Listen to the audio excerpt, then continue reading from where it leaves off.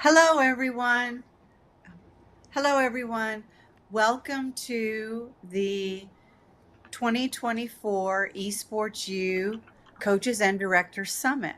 We're very happy to have you all join in today to hear a little bit about EsportsU and CECC, the Collegiate Esports Commissioners Cup. We've got with us here today on our panel Tony Ann Convertino, which a lot of you know as Neon Star. And Tony Ann is the one that a lot of you work directly with when you're registering to play in our events. And we've got Kyler Tandle, our Senior Director of the Esports Studio and Production. Basically, he is everything that you see that goes on our broadcast, both online and live. And then we've got Spencer, our wonderful tournament organizer, who a lot of you have been to CECC and worked with him and experienced the Spencer magic that he puts on everything. So very happy to have this group together here with us today.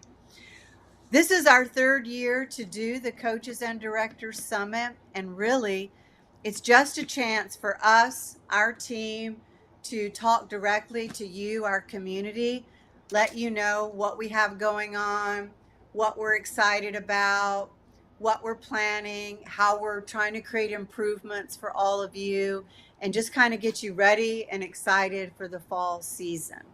So, with that, what I think would be best is if we could have Tony Ann, for those of you that haven't been to a CECC event, we could have Tony Ann sort of kick off and give an overview of what exactly is the Collegiate Esports Commissioners Cup. Thank you, Angela. Tony? So, for many that don't know about CECC, we are a multi-game and multi-conference annual event. CECC 2024 had 84 teams compete in Texas last year, with 4 reigning champions. Smash Bros, we had Winthrop University crowning championship. Rocket League Ball State swiped a victory from Boise State. In Valorant, we had our first Canadian team ever to win a CECC title, which was St. Clair College. And lastly, Illinois State has won Overwatch 2. So those are our reigning champions going into 25. CECC consists of 4 regional events, which is our South, our Midwest, our West, and East.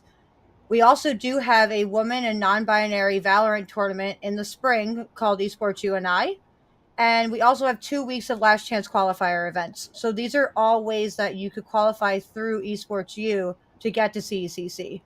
There is another way. We have different conference championships that also play into our CECC event, and more info will come on which conferences are selected and for what game titles.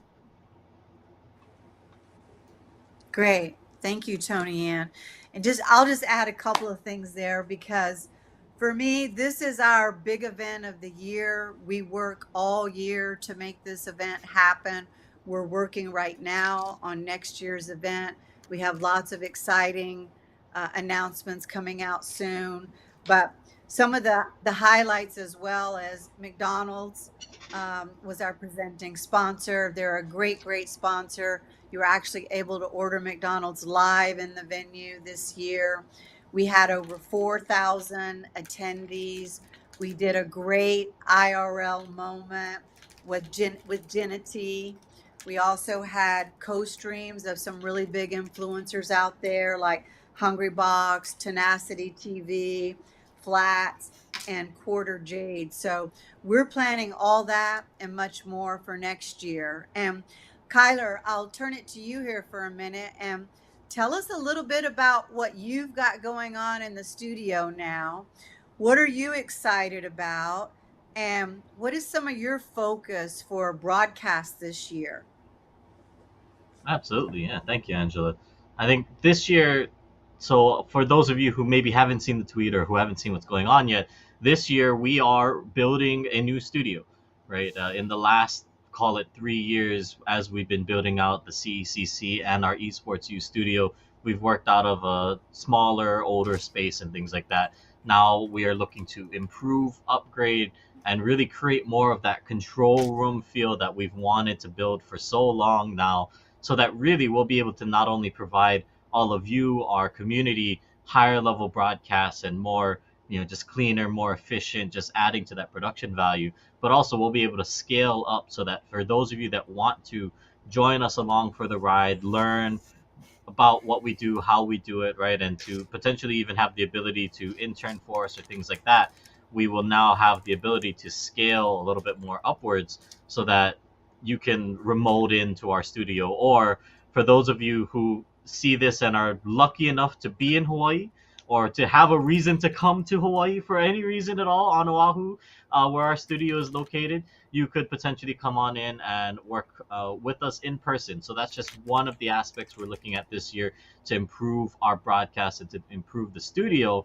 But on top of that as well, we're looking at really creating, for the CECC broadcast and the season as a whole, really leveling up and providing that top tier experience for our community, right? For those of you in collegiate esports and things like that, we really do want this to be your crowning achievements throughout the year. Of this is the big show, this is the moment, right, where you guys feel like you are tier one esports pros, right, where you guys feel like you are pros, or you are, as close to it as you can get in your scholastic career.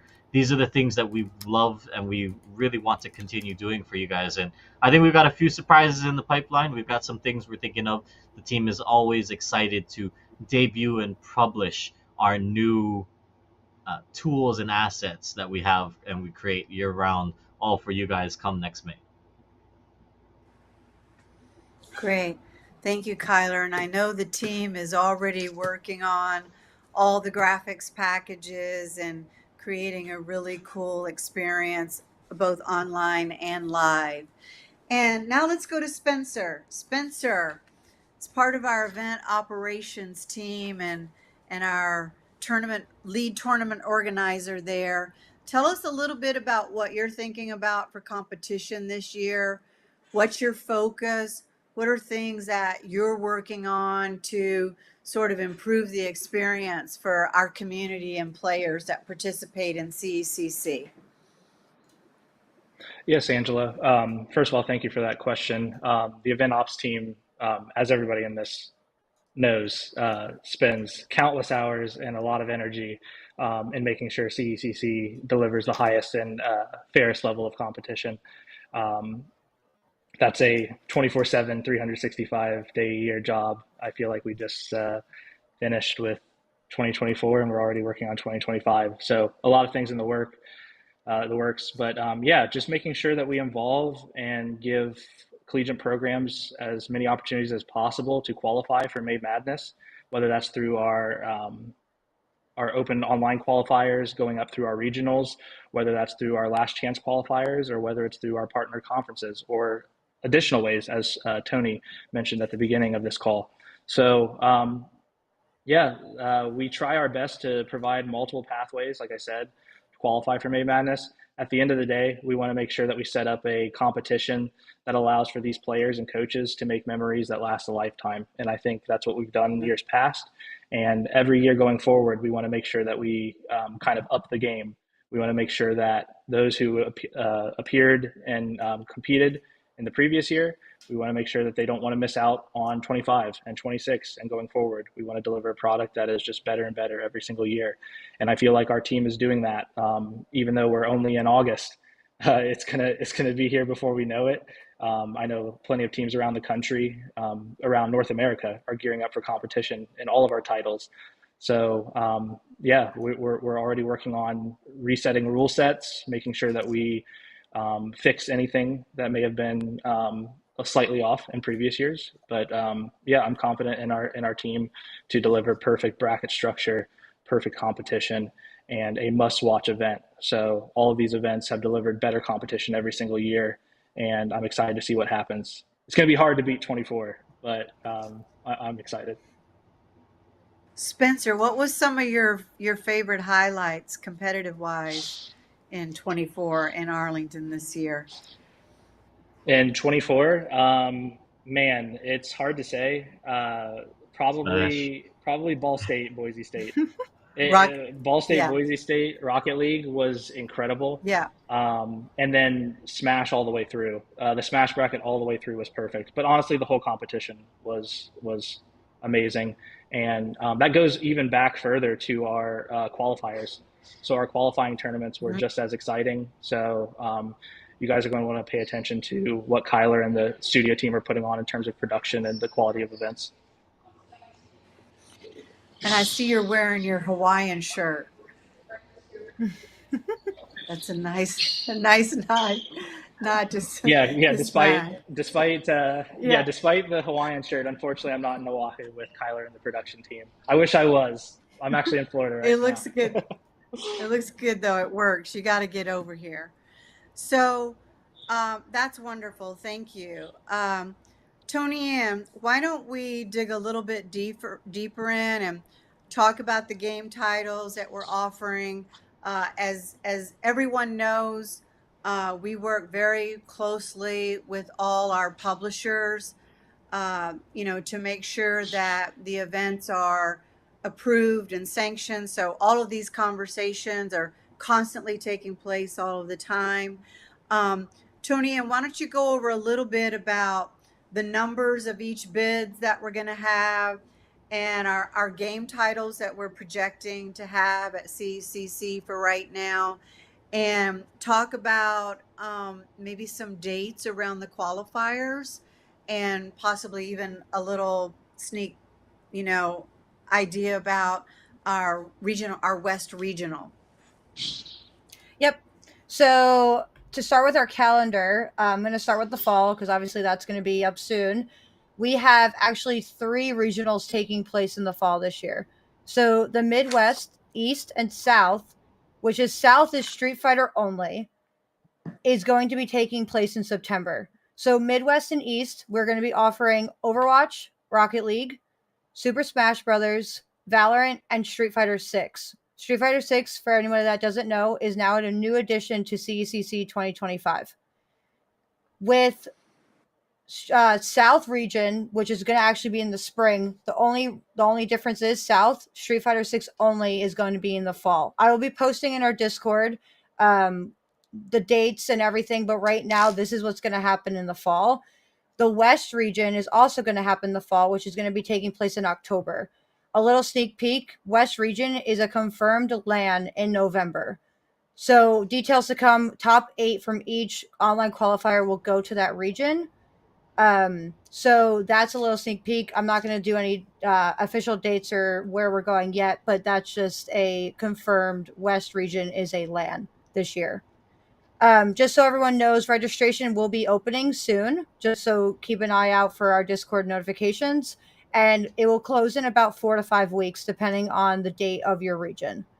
To start our spring, it will kick off with the South, but just to make sure everyone remembers, South in the spring is Overwatch, Valorant, Rocket League, and Super Smash Brothers. This will be taking place in February and then followed up with a regional. And then, as I mentioned before, our EsportsU and LCQ, those are also happening in the spring. I don't want to forget our Texas qualifiers as well. The champion of that Texas qualifier will also be going to CECC as well. To talk about a little bit more about bids, our winner of each region gets a bid into CECC. And then the top 2 from our region for Street Fighter only is going to be going into a new spring qualifier format, which on our Thursday panel we'll go into more about Street Fighter and that. But right now, just so everyone remembers, fall is our Midwest, East, and West, and then our spring is our South. Dates to come this week. Just look for my ping in our Discord. Okay. Thank you, Tony Ann. And that sounds great. What about the number of bids for each game title? I think that's pretty exciting, Tony Yep. Ann. Letting everyone know we're expanding and growing. Yep. So CECC this year, Valorant, Overwatch, and Rocket League will have 20 teams in that game title. Smash will have 24, but then Street Fighter is an additional 8. So we're going to have 92 teams at CECC this year because of the addition of Street Fighter. going to be a lot of players. It's going to be a lot of bigger people. than last year. It's going to be a lot of players. We had some really cool things happen this year. We had probably about 10 or 12 different schools that actually traveled with their own social media teams. So a lot of content was made and captured at the event. A lot of storytelling came out of there. And so we're super excited to make it possible for this many students to come and experience this live event. We also will be including the high school and middle school championships as we've done before. We'll be bringing on new partners this year. If you want to hear about new partners that'll be joining us, you can join our partnership panel on Thursday. We'll be talking about added events that will be joining ours. So a lot going on. Spencer, do you want to talk a little bit about the format for each game title? You can be general, but also highlight any changes that you've suggested and that have happened year over year briefly. Yeah, of course. So obviously, whenever we want to deliver a perfect product, which we always want to deliver a perfect product, it's a matter of going back to the table and kind of communicating amongst our team and making sure that we button up and make sure we correct anything that we felt was slightly off the previous year. So with the formatting, of course, as Tony previously mentioned, we have our online open qualifiers, which those are going to be 64 team capped this year. In previous years, I believe, Tony, correct me if I'm wrong, but I believe they were 32 team. So now they are 64 team. We want to make sure that any team that wants to be participating in CECC competition gets the opportunity to by expanding that capacity. That allows for even more teams to participate, whether it be Rocket League, Overwatch, Valorant, Smash, or now Street Fighter. So with that 64 team cap, open online qualifiers will play up to a top 8. We will not be playing out the top 8 because those top 8 teams will have qualified for the regional. Those regionals being, obviously, as Tony mentioned, the Midwest, West, East, and South regions. So once we get to those regionals, we have 8 teams competing for Rocket League, Overwatch, and Valorant. Those are all double elimination group play into a single elim top cut. Obviously, the top teams qualify for CECC. It's different per title, but we'll get into that later. Obviously, just be paying attention to Discord and all of the messages that Tony's going to be putting out for clarification on that. One big change this year, and we can talk more about this, is in the open online qualifiers, we are allowing 3 teams per program to play in those open online qualifiers. We're allowing 2 teams per program to participate in regionals. Going forward into CECC May Madness, we are allowing 1 team per program per game. And I'm willing to elaborate on that for anybody that has any questions. But we want to make sure that, again, we have representation from as many schools as possible. Anybody that wants to get into CECC has those opportunities too. And of course, you don't have to qualify through the regionals. We have plenty of partner conferences, as well as the last chance qualifiers, which, in my opinion, the last chance qualifiers produce some of the most exciting matchups anyway. So a lot going on, a lot of ways to qualify. And yeah, those are just some small changes. The 64 team cap, the amount of teams that can participate per game. I'll leave Street Fighter open to our Thursday panel. So this is my plug to make sure that you tune in to the Street Fighter panel Thursday. I believe that's at 2 p.m. Eastern time. Make sure you tune into that, and we'll give plenty of information on Street Fighter 6, a great new addition to CECC. Great. Yes. Super excited to have it. Very cool. And Kyler, that takes me to let's hear a little bit about your regular season broadcast. What do you have coming up?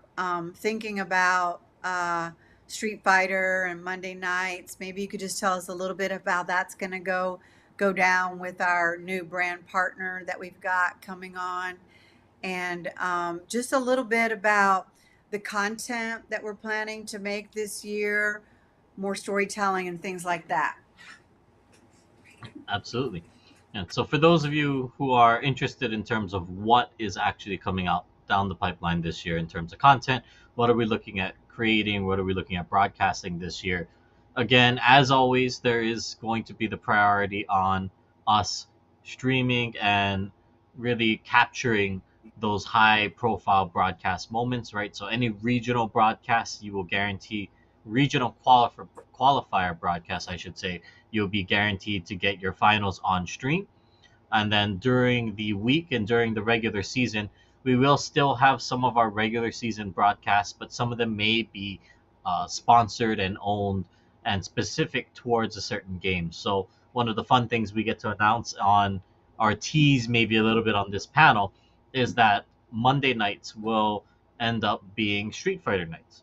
So we're going to have a Street Fighter 6 broadcast for Monday nights, specifically designed for the College Street Fighter conferences and those that play with us for that title, but also then to have a brand like Pagoda Snacks. So for those of you who don't know who they are, get ready to have a lot of egg rolls because that's in your future. And basically, right, that we're gonna have a sponsored broadcast and things like that. So content for you guys, right? Buy brands so that we can tell your stories a little bit more effectively, not only just in the gameplay, but also we want to tell more of your stories, right? Who are you? Where did you come from? What is going on? And what made you want to compete in college, right? So for those of you who don't have these things ready and you're watching this panel, or if you're a director watching this panel, start getting your kids to gather these things, right? But your story, why are they here? Why are you competing? Where did you come from? Where did you grow up? What was it like gaming as a kid? Right? All these kinds of questions we want to ask you guys. We want to build these storylines. And then for those of you who end up maybe getting selected for potentially some larger content pieces, where we interview you and we really put some resource behind it and we put together some kind of content, we'd love to see, what do you guys have in terms of pictures or, videos or past experiences competing where maybe you were on a broadcast from some local regional quali that you competed in, 5, 10 years ago or something like that. Those are the things that we'd love to see you guys do because those are the types of content we want to promote and push to our community and to really create with you guys this upcoming year. So, yes, we're keeping all of the broadcasts that you know and love. Yes, we want to add something new with some of the storytelling and some of these creative elements. We love to tell the stories of our champions.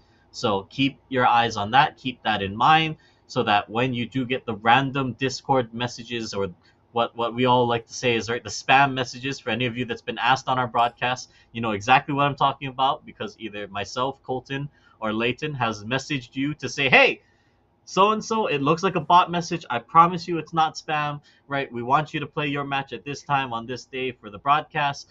You'll get those as you always have, but now you may be getting some new ones about, hey, do you want to be featured in some content for our series? So some fun stuff coming up. Definitely keep that in mind. Start getting it ready if you expect or you want to be featured so that we can showcase you and tell your stories. Great. Thank you, Kyler. And I just want to add briefly that this model is something that we're very focused on in our objective to help the commercialization and the monetization of college esports. As you all know, we've been investing in the space for a couple of years now, creating regular season broadcasts. We now feel that the time has come, just in the industry in general, where brands are now more interested in being involved in college esports across an entire academic season. So they don't want to just be a one and done at CECC. And so this is how we're able to be funded to be able to pick these stories out, these origin stories, these challenging stories that a lot of you all have. We want to tell those. If you are able to get to CECC, you know that we interview every coach and we learn about, their teams and their struggles that they're going through. We want to document more of that. And so partnering with brands is allowing us to do that, to get your stories out there. So, Tony Ann, I wanted you to talk about a few of the things that you have going on that are in addition to your regular tournament ops stuff, that you're kind of things you're kind of putting together to add value to the community. Yeah, thank you, Angela. As many as you guys know, during the summer, I've been sending out a lot of surveys. This is just for us to get the most important feedback from our community and making improvements as we are able to. So I know I've pinged a lot of you guys throughout the summer. I'm not going to promise that it'll stop, but you're going to hear a lot of surveys. With those surveys, there's sometimes giveaways, but we just really want feedback from our community because you guys mean everything to us, and especially me.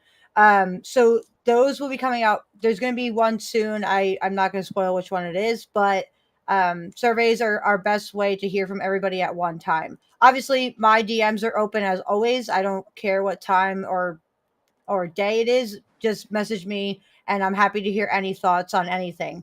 I'm also going to be introducing more community nights this season. I know we tried to last year. I just need to, I think a survey will be the best thing for this. If people are interested in actually wanting to play video games with me, wanting to just have a charity stream or anything like that, I feel like community nights are the best way for us to just lay back from the season a little and just have some fun.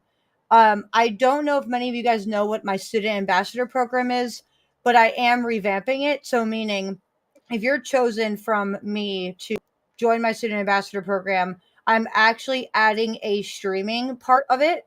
So instead of just posting on social that you're qualified for an event, you actually will be streaming our event as your point of view. So this for us is a way of storytelling through your eyes and your team. It's just more of a, like I said, storytelling. You get it from our point of view, but it's nice to hear back from the student and where it goes through their mind during a game. I know how heated and how sensitive these could be, especially a championship in your region when you're ready to qualify for CCC and things are going to game 5 or game 7. It's just the reaction from that point of view from that team is going to tell a whole better story.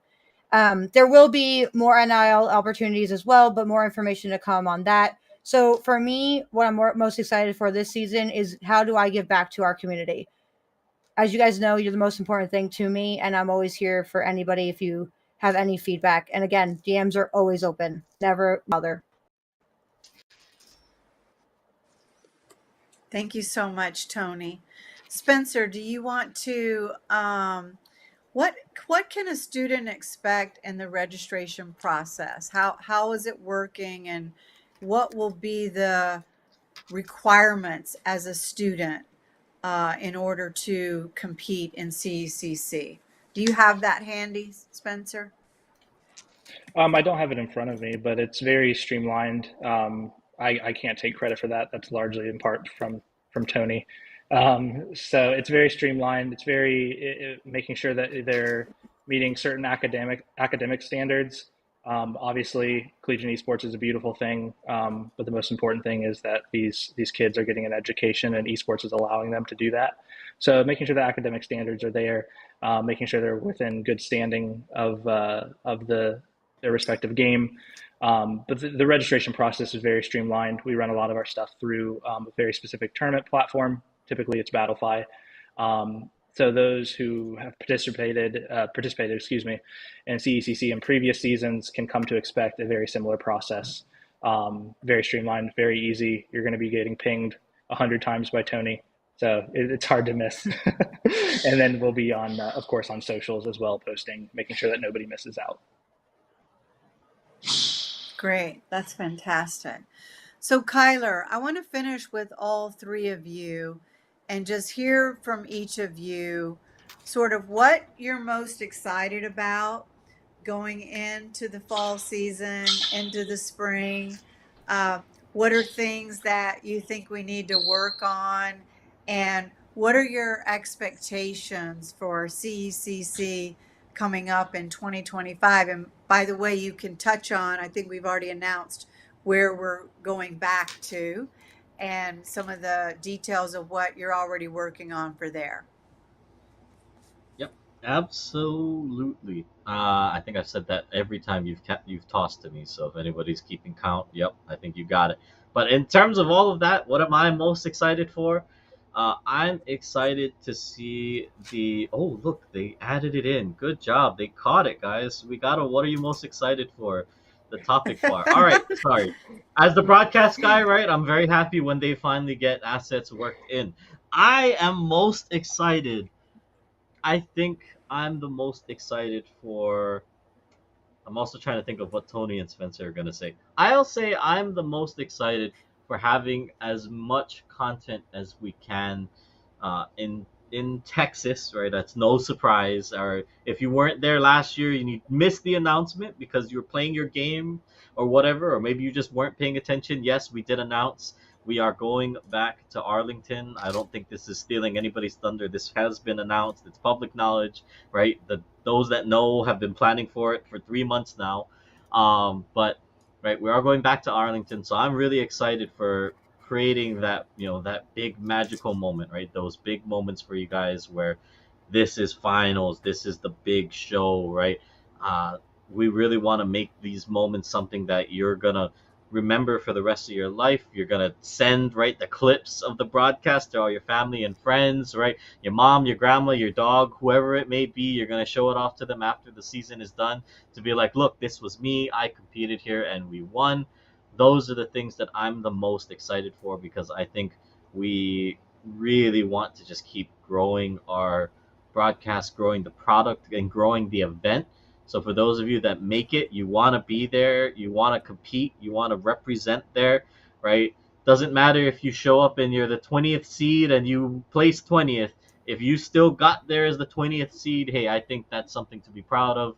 Although, yes, when you think about it and you look at it, where you compete matters. So be smart about the conferences that you compete with because you can find yourself with what some would say a better shot than others. But I think to me, I'm excited for the finals. I'm excited for how this will play out. And out Great. if I get to choose, I don't know. I might be doing the Yeah. moderator's job here, so I'm sorry, Angela. But if I had choice, I'll kick it to Go Spencer. ahead. All I'm right, pointing in the right Spencer. direction. Okay, You're over so here. I know how this works. Angela's up here. Watch it back on the pod. Angela's here. You're here. Tony's there.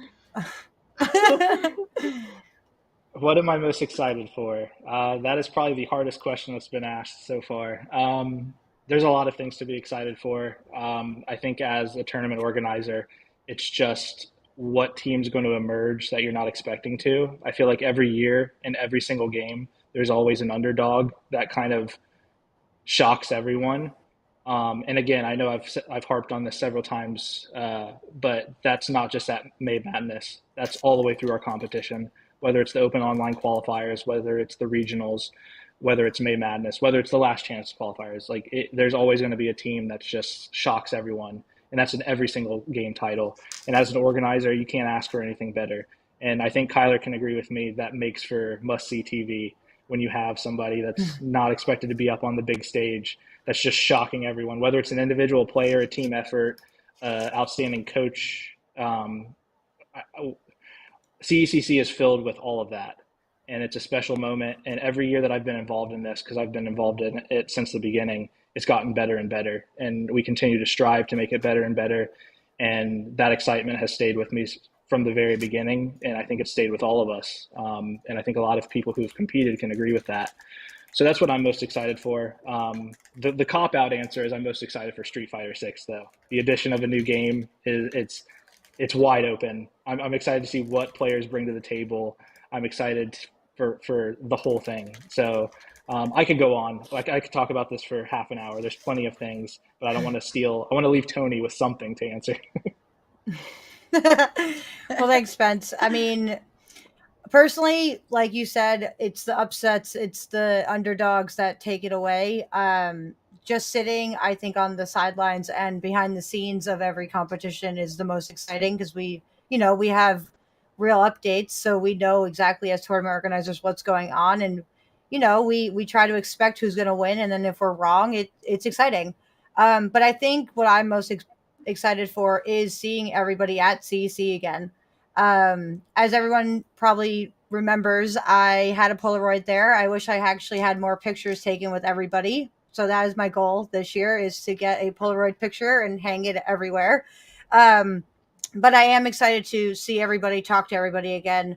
I'm probably the most talkative person, and that's why when you guys think that you're bothering me in Discord, you're not. I actually love it, and I won't lie. This weekend I had 10 DMs already, so keep it going. And but yes, I agree with everybody. I'm most excited, literally, for the season as a whole. You guys are the ones that make it a season, and personally, I would love for us to have more schools join. Anybody that doesn't know, we had 250 schools compete with us throughout our whole regions and last chance qualifier in CCC, which made about 500 teams last season alone. So I want everybody to join and bother me in my DMs and just have a wonderful season. We do not exclude, and any level, any skill level, you're welcome with us. So I am open on my DMs already. And don't steal Tony's mouse pad at finals. Don't steal my mouse pad. Yeah. Tony Ann, didn't you get a mouse pad signed with everyone signed it? Yeah, Did you do so I that don't this have it on year? this desk. Yeah, I don't have it on this desk. It's the one at work, but I did have a mouse pad at CCC. Every player and coach signed it, and it was my little token of CCC and what everyone means to me. So yes, don't steal it next year, please. That was bad, but I got it back for everyone that wants to know. But yes, so next year Polaroids and mouse pad again. Yes. And next year we're also going to have more merch. We're going to have more merch, a bigger push on that. You're also going to be able to order the merch ahead of time of the event so that we don't run out like we did this year. So, uh, sort of in summary of our panel here today, we just want to say thank you to all of you, the coaches, the directors, the students. We know that everything that we're doing is not easy. We also know that everything that you all are doing is not easy. The same way that we're planning for this big event coming up now, and we're on calls every week with Esports Stadium Arlington. We love it. We're already doing our layout. We're probably going to have 3 stages this year inside the main gallery there. And so we're going to be packed to the gills. We're going to have more stations than we even have this year. So we'll be breaking our own record, an esports stadium's record again next year. And we're super excited to welcome a bunch of new partners that are going to be joining us, and really just an effort to grow this to the, biggest scholastic event of the year. So we're super excited about that. And we also know that all of you are working hard to raise funds so that you can get there. We can help in any kind of way. Please let us know, and we can help direct you in that manner. But we're here to support. We believe in the community. We believe in college esports, and we really want everyone to know that we're your go-to support staff for any guidance that you may need across college esports, whether you're building a new program or you've got a club and you want to move it up to a varsity program. If you're building a facility on campus or want to do that, you can reach out to us to help guide you in that manner. And we just really appreciate being part of this fastly growing industry. So a big thank you to all of you. And we've got another panel coming up right after this one, which I believe Kyler is going to lead. And then we've got a couple of more planned for this week. We're going to talk a lot about Division I schools and what's going on in the industry, and how there's a lot of moving around going on, as well as talking about an enrollment cliff and how Division II and III programs are dealing with that and how we can help that. and just general, what does the future of college esports look like? So tune in for the rest of the week to hear more about that. We're open to your questions. If you have questions or things we can help you with, just shoot Tony Ann or Kyler or Spencer a message in Discord and we'll get right back to you. We are here to serve you as a community, and we hope that your experience with us in the past has been one that is memorable and warm and something that you truly treasure. And our efforts are towards creating that for each of you every year. So with that, if you guys have any closing statement you want to say, please let the community know, and then we'll kick it off to the next panel. Hope you guys have been practicing. Get ready. You had all summer. Hope you're ready. Tony, last words. I'm ready to get my flood of DMs. I will be posting just a recap of what month each regional is going to take place in. So look shortly, in about 10 minutes I'll be posting that, and dates will be following later this week. Great. Spencer? Yeah, excited for competition to start. Like I said, it seems like just yesterday we just finished crowning the last champions down in Arlington, Texas. But excited for a new season, excited to do it all again, excited to deliver an even better product than the year before. And yeah, make sure you, as Angela put it, make sure you tune into the other panels. We have plenty to talk about, a lot to cover, and a lot of expectations for this season. So looking forward to everything. Wonderful. Thank you all. Have a great day.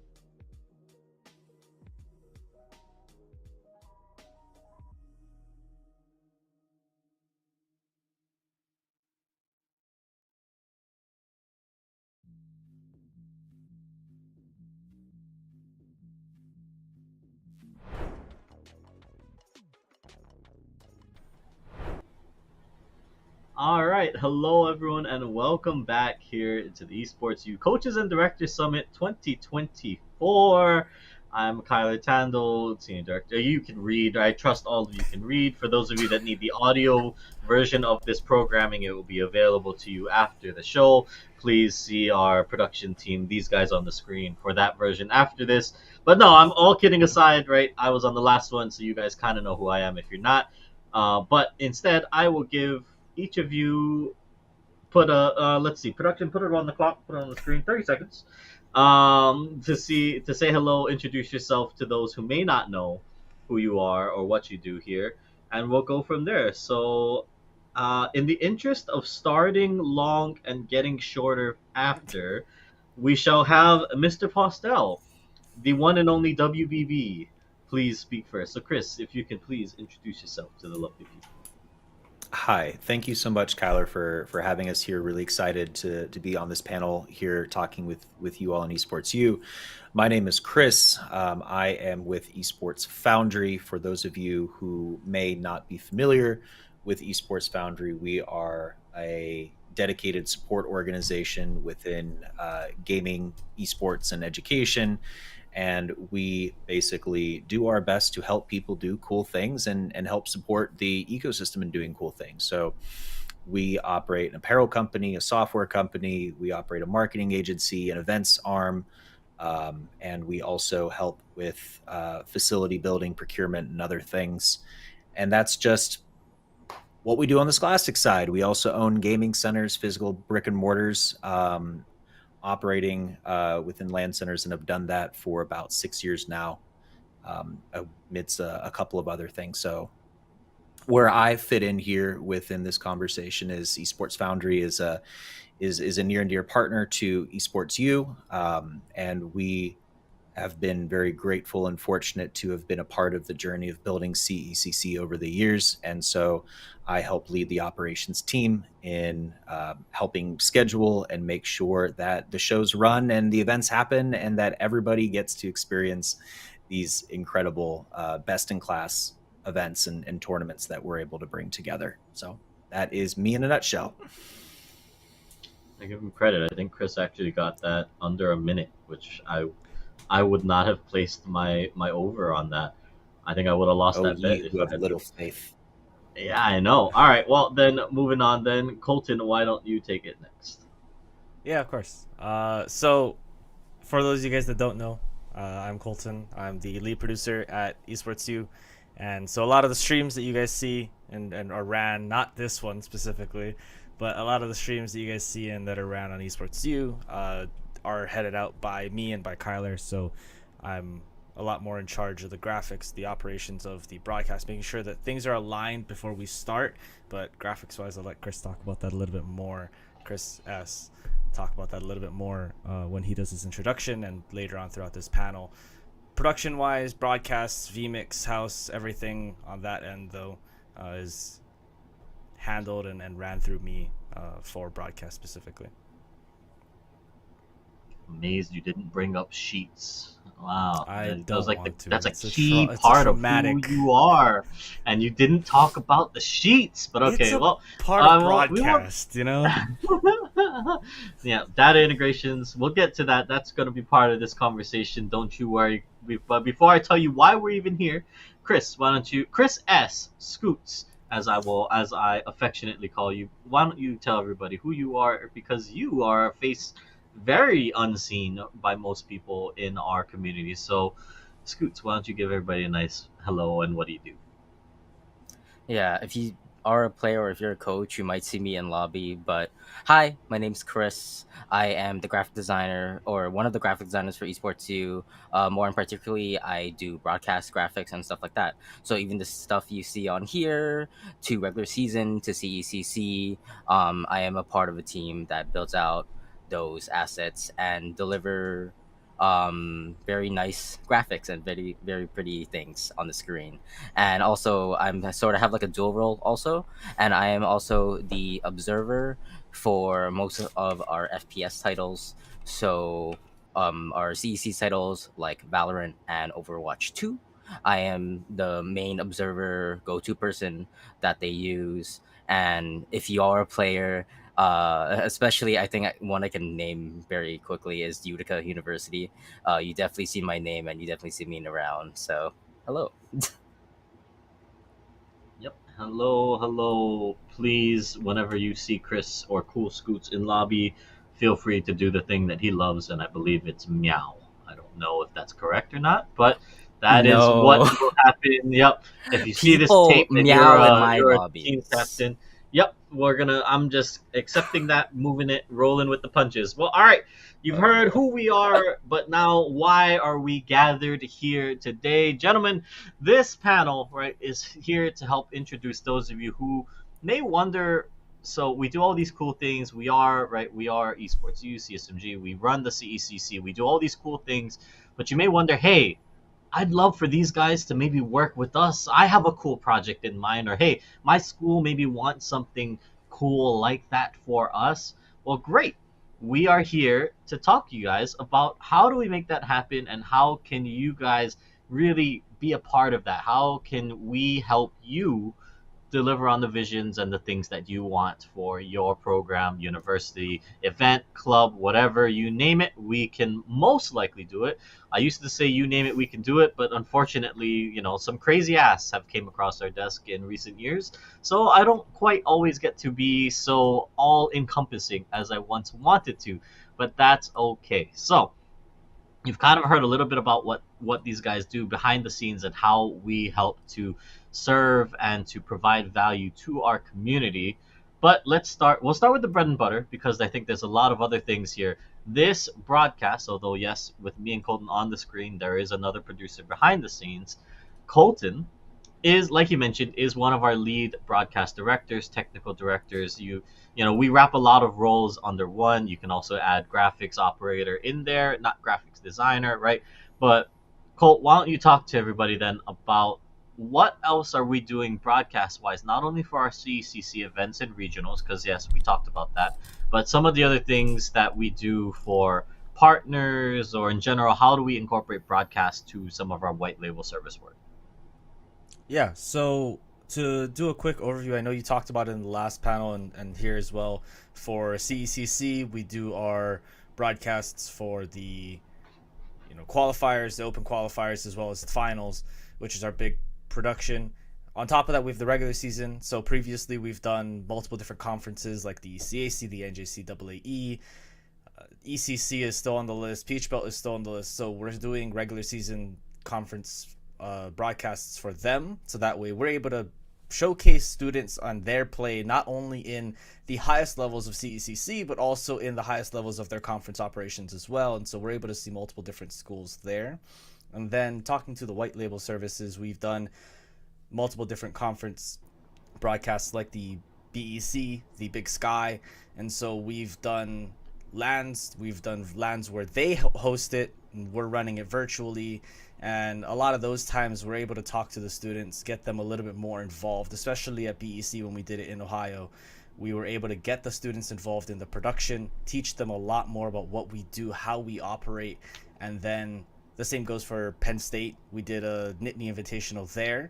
And so we're able to work with, invitational teams and schools and get them their showtime, get them some camera time as well as PR and so forth. A lot of those things that maybe they don't have access to, we're able to provide them a platform to do that.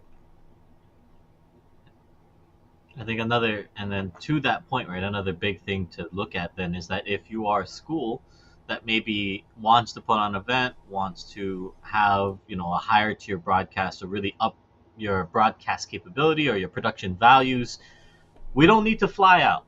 I think is a big thing. You don't need to, although yes, if you want us to fly across the country, you can request Colton specifically, and we'll put him on a plane and we'll ship him to wherever you may need him. If there is some school in Alaska right now that's watching this and thinks, "Yep, I want exactly that," we can make that happen. But otherwise, yeah, if you are a remote school, right, if you're a program that just wants maybe even just a workshop or something remote, just so you can get an idea, pick our brain about, hey, we want to run this event and we're thinking about doing this, we're thinking about doing that, right? These are all things that, because we do so many of these other events as well, something that we're more than happy to talk about. We're more than happy to talk to you guys about it. And then, what does that look like in terms of a seminar or anything like that? A lot of options there, but that is some of just the tip of the iceberg broadcast stuff we do. But as you all know, if any of you work in production, right, the broadcast is not just people pushing buttons, creating scenes in OBS, and making VMix shows or whatever the case may be, right? A lot of this is backed and operated by graphics. So, with that in mind, I think it'd be a little fun if Chris, you can also kind of talk through, really what do we do graphically? What have we done graphically? And what potentially, if one of these schools wanted to ask you, hey, I don't really know what I want to do with my broadcast package yet, but I have an idea of maybe what I might want it to feel like. Chris, what would you say, or what would you talk to in terms of what we do for the graphic side? Absolutely. And I think when it comes to graphics, the sky is honestly the limit when it comes to graphics. I've done graphics packages based off of a color palette. I've done graphics packages based on a concept, and sometimes even based off of a game. So honestly, when you come to the table, when it comes to graphics and stuff like that, a lot of it comes down to how do you want your broadcast to feel? Do you want it to have more of like a light tone to it? Do you want to have sort of like a pastel look? Or do you want to go with more of the esports colors and go with a more darker color palette with your darker colors like a dark blue, navy blue, some reds and stuff like that to accent and stuff like that. But when it comes to maybe like programs or events and stuff like that, I mostly stick to sort of a standard broadcast package. So it includes like scenes like this where it goes like full screen. There's scenes like a multicam where there's like multiple people in it. And of course, we're an esports broadcast. So a lot of like game overlays and a lot of graphics to help assist the viewer in order to sort of tell the narrative in a sense. And I think a big one in our wheelhouse right now that we work with inside the team is statistic graphics or stats. A lot of the tier one orgs have stat graphics, and I can hear laughter in the background.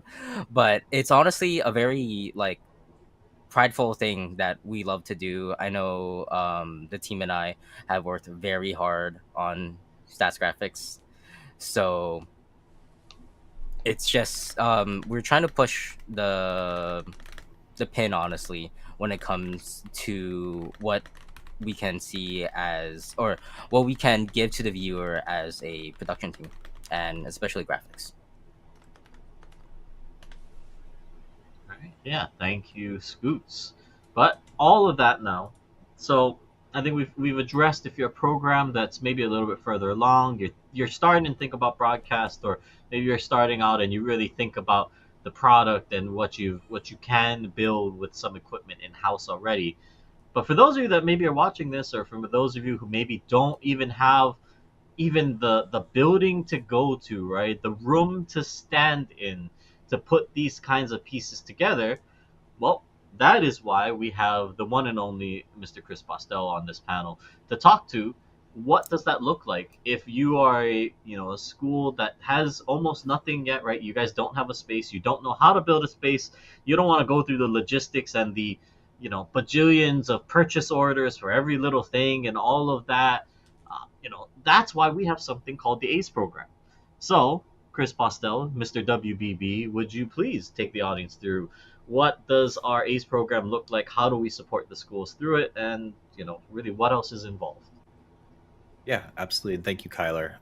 The ACE program, for those of us who are watching, or perhaps you're watching a recording of this, stands for Accelerating College Esports. It's a program that we jointly created between Esports Foundry and EsportsU to help support, exactly as Kyler said, schools that are either exploring on their own how to adopt and get really started with an esports program, or are for schools that have no idea. And so, to give a little bit of context to all of our viewers, why this is important, You may be a student leader and think to yourself, I know exactly what I want. I want my lab to be here and I want it to have this many stations and they got to be this brand, right? Or you may be an administrator and you may be thinking, I don't know the difference between consoles or PCs and how many should I have? And the reality that we live in, even now in 2024, is there's still a sizable number of schools that are at this stage. And where we come in as experts who have been in and of this space for years, we've learned how to navigate these waters. So, what may be new for a student to understand is your university may have purchasing contracts that won't let you get that specific brand of gear. Or if you were at a public university, there may be requirements for a public bid or RFP, which will require an entity or organization to build what it is that you want. You may also have to then get uh, exclusions, or you'd have to get waivers to get the gaming gear that you would need because the building in which you're operating in has different brand standards or different university contracts that have to be considered. And so that is one of the ways that we can come in is we can help navigate those waters, and we can work directly with the students. We work directly with the director of the club or the director to be or the administrator that's looking to put to the right people in place to help make sure that the best facility, the best starting line is created for that program, for that school as it stands today. One of the biggest mistakes that we see observing and talking to and working with literally hundreds of schools in many different capacities, the biggest complaint is, well, we had X, or we started with Y, and now it's 3 years later and we're too big. Please, we really wish we could have a bigger space. We really wish we could have X, something different. And by having understood those pitfalls and understanding those lessons learned, we can help you not have those same lessons or pitfalls, because the hard reality is once it's built for a student, they will likely not see substantial change in their facility within their 4-year or 5-year college experience. And so we want to make sure that the best college experience, especially for those who have worked so hard to get to this starting line so we can get this facility to be built, we really want that to be the absolute best in class that it possibly can be. And to help the university save as much money as it possibly can be and not let them go out and buy $700 chairs or $2,000 tables, and certainly, hopefully, not overpay for equipment. Whereas we can work with industry partners that the brands that you trust, and get you the best products that you want based on what you need.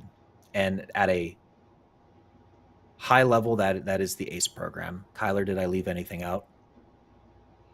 I don't think so. I think that pretty much covers everything we would have wanted to talk about in terms of ACE. I do think, uh, really, this is one of those things where it's information that we really just need to distribute, right? It's one of those, like, yes, even if your program may be in that place where you have what you need, if you ever hear about your friends going, man, I wish we had this, right? Your competitors, those that you see in the space all the time, and they go, I really wish my school had that or this or anything like that. Well, hey, that's how we want to help. That's where we want to come in and really provide, more opportunities, more of these things for the other programs out there. So that is one more thing to look at. But on top of that, another great way to gain, a lot of times these things require attention from administration, attention from, other faculty. I think the biggest thing, right, or one of the big things we always see with people is that they don't always get it, right, of what is an esports event. Why should we have physical spaces together? Because everyone can just play from home, right? So really moving into the next topic, let's talk about this, guys, and really Chris, this is where I'm going to go off of your script a little bit, just a touch, not too far, but just a touch. What is the importance and what is some of your fondest memories as a group here as to why live events on campus are so important as a way to start the conversation, right? When we talk about services and what we do as a team, one of the big things we do is live events, right? We hold our events, right? We hold our CECC regionals. We hold our white label events, like Colton mentioned earlier, with things like the Nittany Invitational and last year when we did the BEC championships. But guys, talk to me about what is your favorite moments and memories from the live events, because that to me is why we're here, right? Why do we need them? It's because of memories and moments. So I will start with Colton. Colt, why don't you go first? Got it. Yeah. Sorry. This is a. I'm trying to think back on like every live event, everything that we've done. If I have a favorite moment, I think something that I witnessed in the broadcast room at ESA at Esports Stadium Arlington just this past CECC finals was the UT Arlington Smash match. I don't exactly remember who they were facing, but there was just an energy that was coming out of the players and being able to capture that at a live event that you wouldn't ever get, right? You had, I believe it was one of the players, they won their match and they immediately turned to the crowd and jumped up in the air and they were cheering with their buddies, with their friends, their teammates, their coaches, everyone in the crowd. That you may not get that type of situation, that type of energy at an event that's held online, right? And you will never capture that energy from a standpoint of broadcast, right? Unless you have cameras that you ask them to set up, they may not even be the right, the right locations. Everything in that situation online needs to be perfect to capture it. But for a live broadcast like CECC finals or like any other smaller form, you're able to capture so much more of that energy and that enthusiasm live in person right in front of you. Absolutely not. Yeah, that one was a moment. I think that's where our it's in every deck now, guys. So if you haven't seen this picture, you will, of the picture of everyone jumping up in the crowd. That came from that match. So right, emotions were high during that game. I will go to Chris S next, actually, as Scoots. What was your one of your favorite moments or memories from a live event we've been to and done? Wow, I think I have to go with the cop out answer was 2024 CCC May Madness. Also, the Smash match also, but the Rocket League match I actually got to see a few games in between our workflows and stuff like that. I actually got to go outside, join the crowd, and oh my goodness, that game was it game 7 finals. The crowd was going crazy. It was super electric, and like this was like honestly it was one of the points where I was like, I'm so happy that I'm working in esports. This is the pinnacle of what I wanted to work in and what I wanted to do, and it was like living the dream in the moment. That too was a crazy time. But yeah, no, that is really awesome to hear, Chris. Because yeah, I think this is why we love doing what we do. And last but certainly not least on this, then, Mr. Postel, please, your favorite memory from. I know you have a resume list a mile long of live events, but what's your favorite one, or anyone that comes to mind that you'd want to talk about here? Oh, well, if it's anyone that changes my perspective. But I wanted to think about something that wasn't a CECC finals moment, because I just know how much the team and everyone who has attended that event or seen the photos, it doesn't need any explaining, right? It speaks for itself. God, Rocket League finals. Oh my lord. Watching the Smash crew and have seeing people literally 5 to 6 bodies deep and just a ring around that whole pit. Those are moments that we work all year for those 2 to 3 days for the players and the week for us and the year for us. It's all worth it. But for me, kind of putting this in perspective as well of what we can do for others. There's a really good story that I think really hits this home.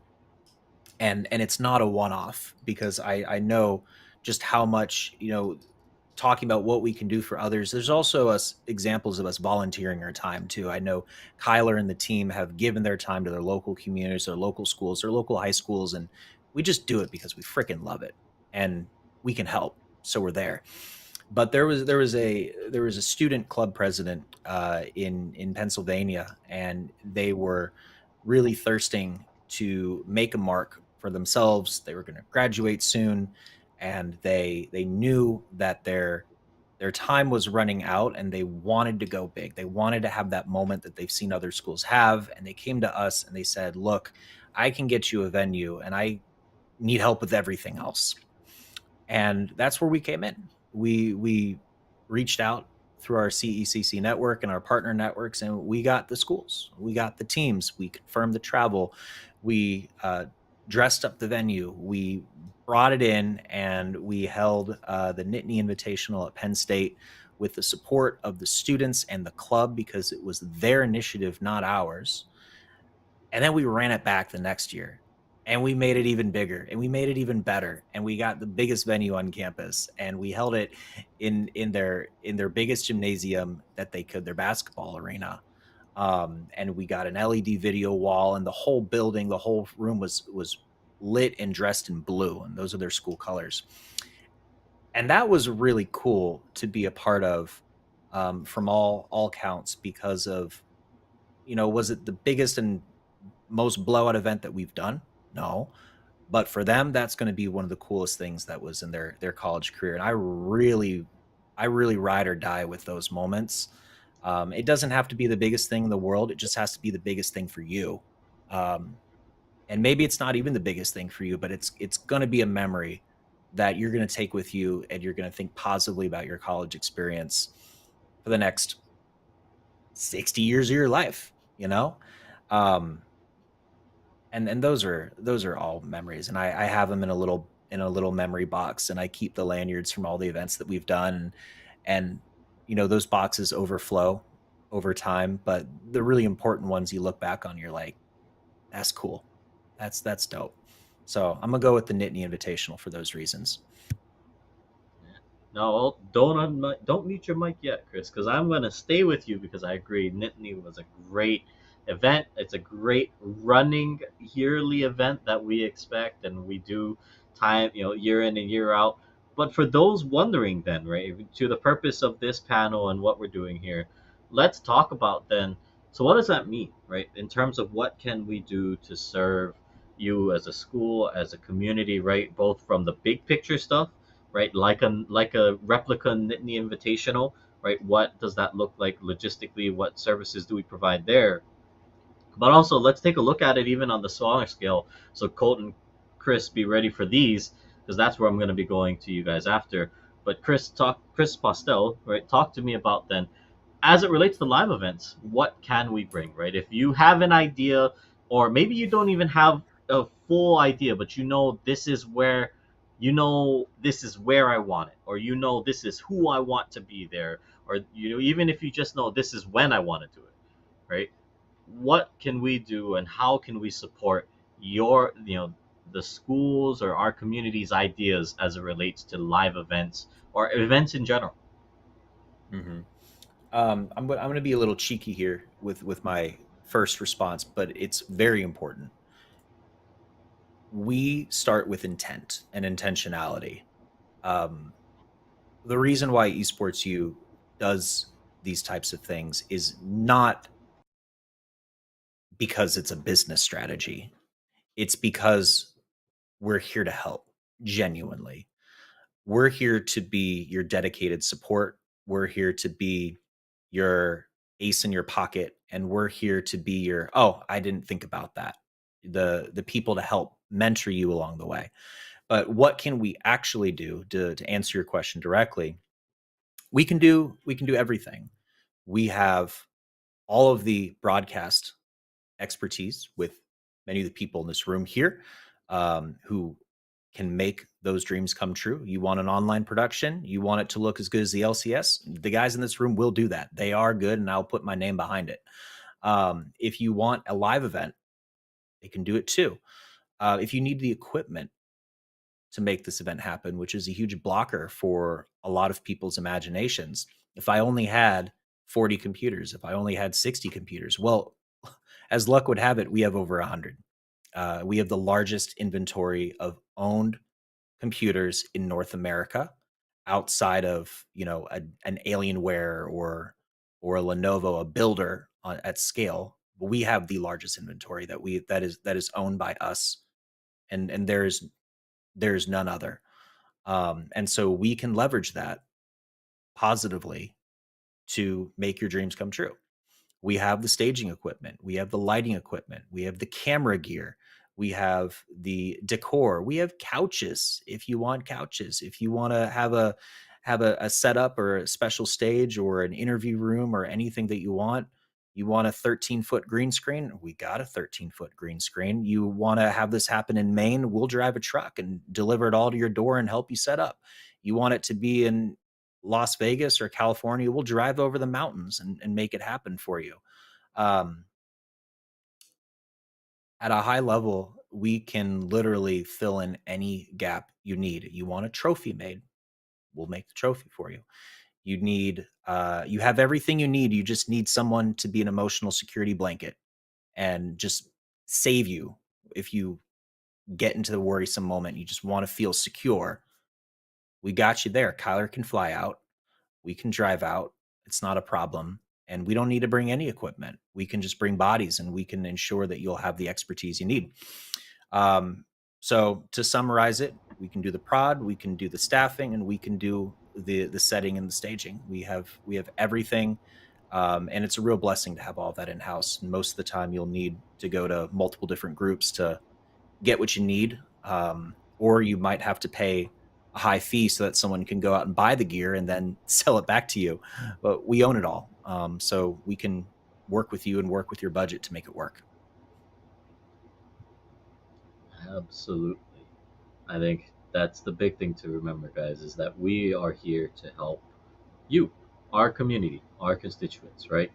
We want to see as many events as we can on the calendar, right? As much as it would make my life and Chris's life very hectic, on top of all the chaos that already exists, we're down. We're up for it, right? This whole I speak for the entire team here on the screen and for many of us behind the scenes.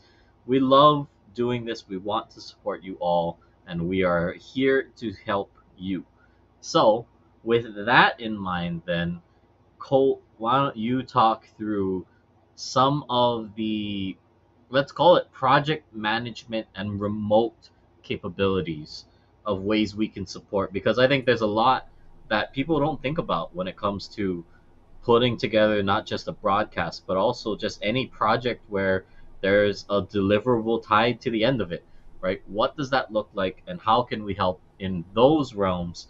Maybe if it's a smaller startup, right? Things that people just want to do, but they don't have a lot of resources available to them. What does that look like? Yeah, of course. So there's two. I think there's two big pictures to it. There's the smaller live events that are ran, right. You have a LAN, but you don't necessarily have the means to fly out our team or to fly out any team, but you want a production being done. We've done that. We've done it for the Peach Belt Conference. We've done it for the HSCL Nationals, right.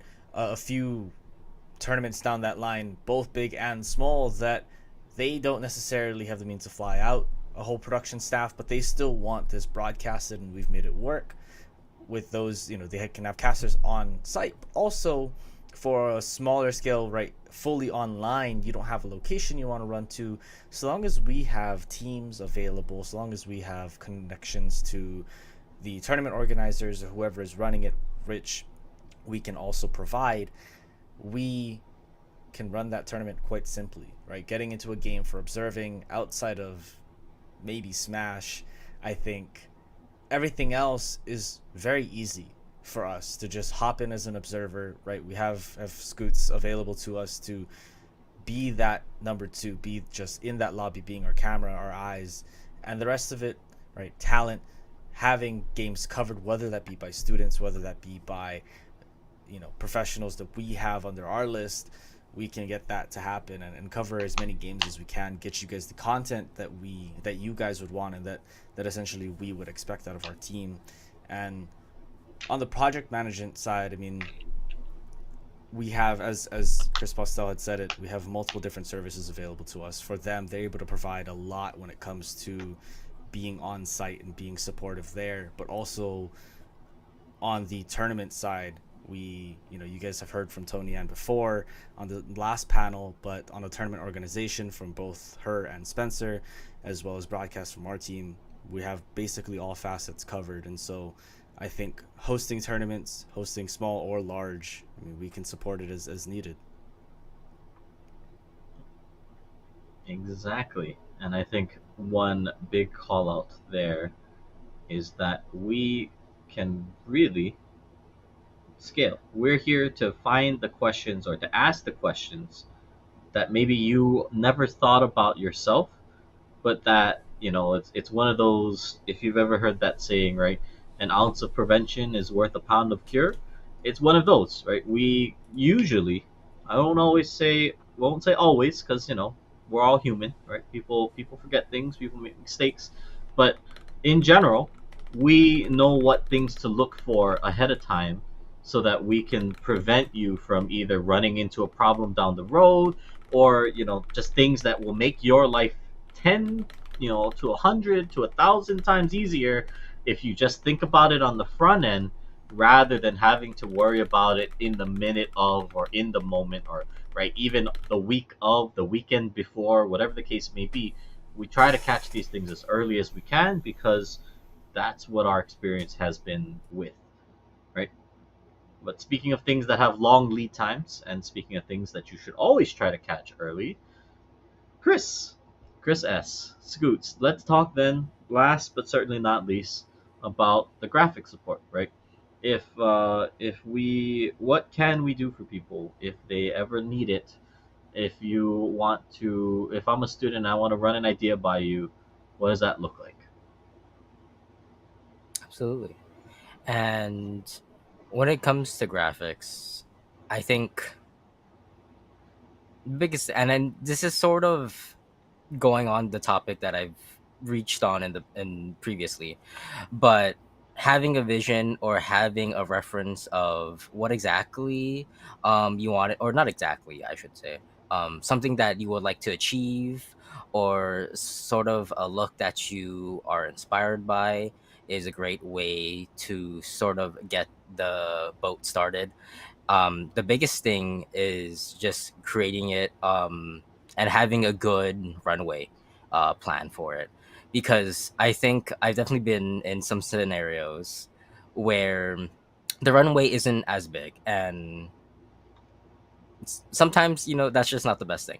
But when it comes to graphics, I think the biggest thing is to always bounce off ideas off of teammates, off of friends, and I know a lot of people in this call, especially the studio team, can say I bounce a lot of ideas on graphics, most definitely.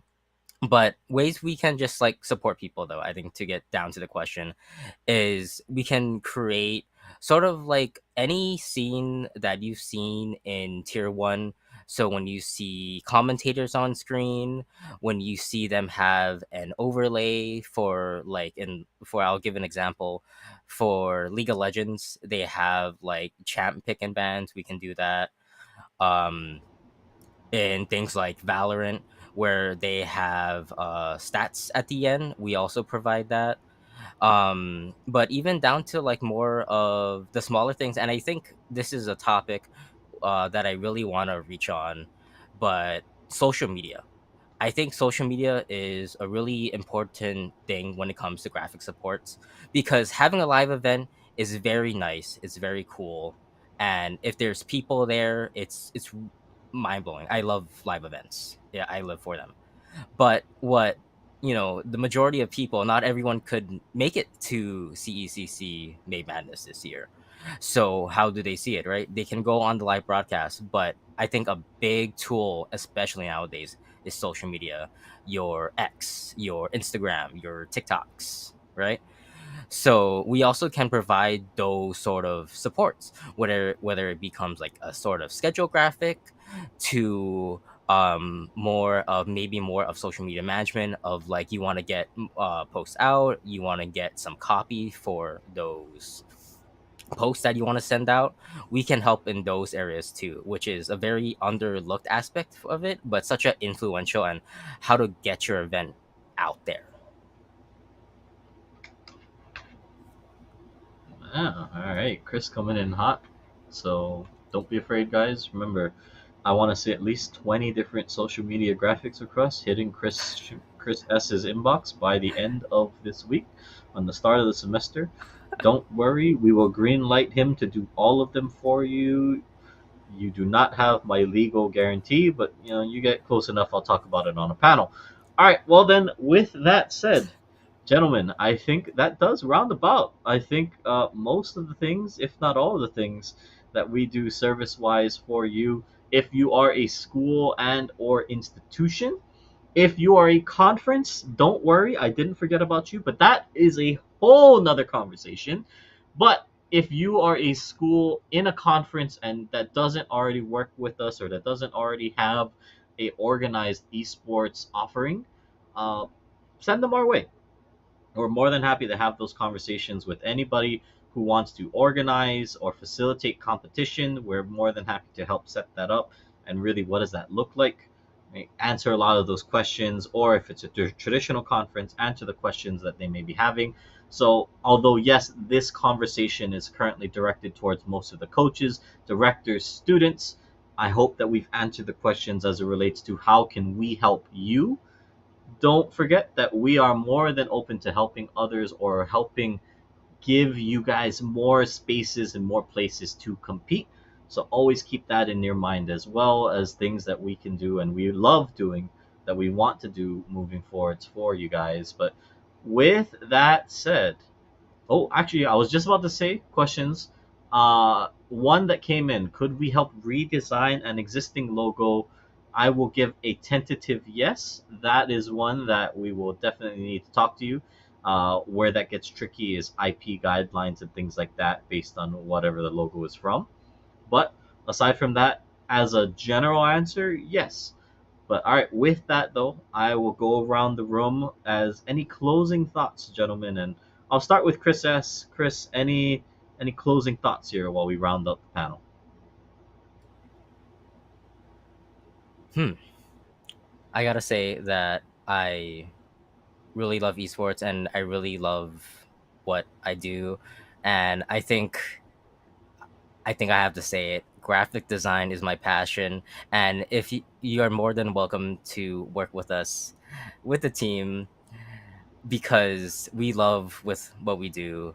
We are very busy people, and we definitely, yeah, I think busy is an understatement, honestly, for everyone on the team. But we love what we do, and we love to support others and just build out big or small, anything. Honestly, give us a ring, and we'll definitely help you. He said the thing. He said it, guys. You have it. Clip it. We have him on tape. He has said it. But all right, Colt, your final thoughts. Yeah, I think something I wanted to bring up, going back to the BEC LAN and Ohio State. I think what I've realized from that experience is how much I enjoy watching other people learn what we do. I know at the start of this panel you mentioned sheets and how, maybe the past year of my job has been very focused on staring at that white screen of Google Sheets or Excel and figuring out, right, what is the best ways to connect broadcasts and statistics and all of these different things. But I think there's an excitement that I don't always realize with new students, with people that are interested in whether it be computer sciences and sheets and that side, or they're interested in broadcast casting, all things on that line, that we work now so much with people that have either seen what we already do or people that are like Doc Haskell, who has trained all these other people below him.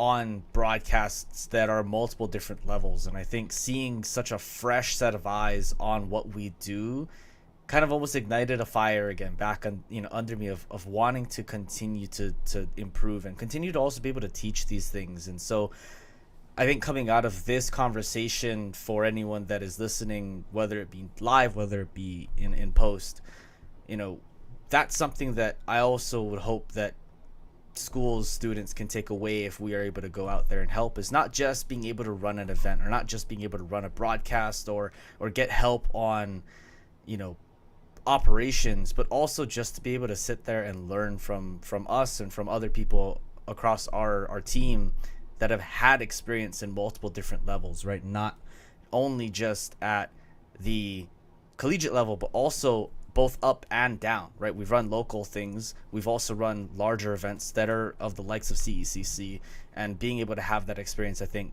you have, the information is there. Just reach out for it. Exactly. All right. And at the risk of the clock, Chris Bostel, any final words from you, my friend? Yes, I'd like to recite my favorite book, the Lord of the Rings trilogy, starting with chapter one. No, I would like just to kind of summarize with what we've talked about today, going back to the word intent.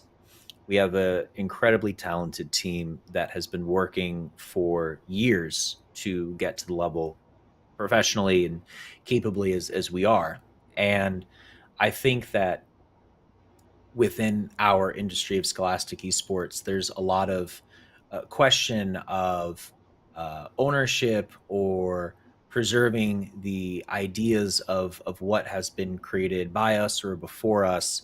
And where I am so proud to work within this team is that I know that when we answer a call or when we raise our hand and when we work with somebody, we're working to support someone else's dream, someone else's vision.